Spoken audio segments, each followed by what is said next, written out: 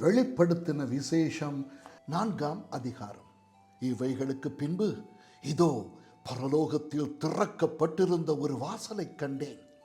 முன்னே எக்கால சத்தம் போல என்னுடனே பேச நான் கேட்டிருந்த சத்தமானது, இங்கே ஏறி வா, இவைகளுக்கு பின்பு சம்பவிக்க வேண்டியவைகளை உனக்கு காண்பிப்பேன் என்று விளம்பினது.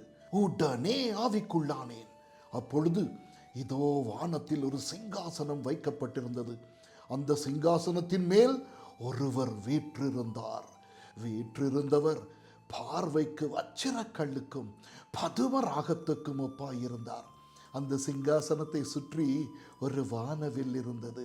அது பார்வைக்கு மரகதம் போல தோன்றிற்று. அந்த சிங்காசனத்தை சூழ 24 சிங்காசனங்கள் இருந்தன. 24 மூப்பர்கள் வெண்வஸ்திரம் தரித்து தங்கள் சிரசுகளில் பொன்முடி சூடி அந்த சிங்காசனங்களின் மேல் உட்கார்ந்திருக்க கண்டேன்.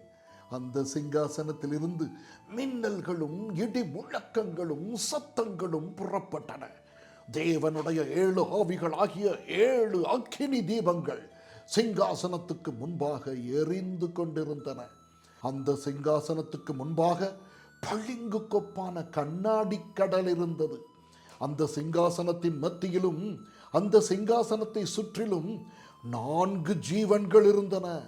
அவைகள் முன்புறத்திலும் பின்புறத்திலும் கண்களால் நிறைந்திருந்தன.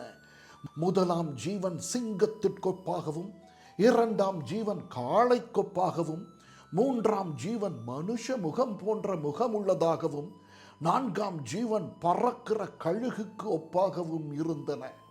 அந்த 4 ஜீவன்களிலும் ஒவ்வொன்று அவ்வாறு சிறகுகள் உள்ளவைகளும் சுற்றிலும் உள்ளேயும் கண்களால் நிறைந்தவைகளுமாயிருந்தன. அவைகள் இருந்தவரும் இருக்கிறவரும் வருகிறவரும் ஆகிய சர்வ வல்லமை உள்ள தேவனாகிய கர்த்தர் பரிசுத்தர் பரிசுத்தர் பரிசுத்தர் என்று இரவும் பகலும் ஓய்வில்லாமல் சொல்லிக் கொண்டிருந்தன. மேலும் சிங்காசனத்தின் மேல் வீற்றிருந்து சதா காலங்களிலும் உயிரோடு இருக்கிறவருக்கு அந்த ஜீவன்கள் மகிமையையும் கனத்தையும் ஸ்தோத்திரத்தையும் செலுத்தும் போது 24 மூப்பர்களும் சிங்காசனத்தின் மேல் வீற்றிருக்கிறவருக்கு முன்பாக வணக்கமாய் விழுந்து சதா காலங்களிலும் உயிரோடு இருக்கிறவரை தொழுது கொண்டு தங்கள் கிரீடங்களை சிங்காசனத்துக்கு முன்பாக வைத்து, கர்த்தாவே, தேவரீர் மகிமையையும் கனத்தையும் வல்லமையையும் பெற்றுக் கொள்ளுகிறதற்கு பாத்திரராய் இருக்கிறீர். நீரே சகலத்தையும் சிருஷ்டித்தீர். உம்முடைய சித்தத்தினாலே அவைகள் உண்டாய் இருக்கிறவைகளும் சிருஷ்டிக்கப்பட்டவைகளுமாய் இருக்கிறது என்றார்கள். ஆமென்.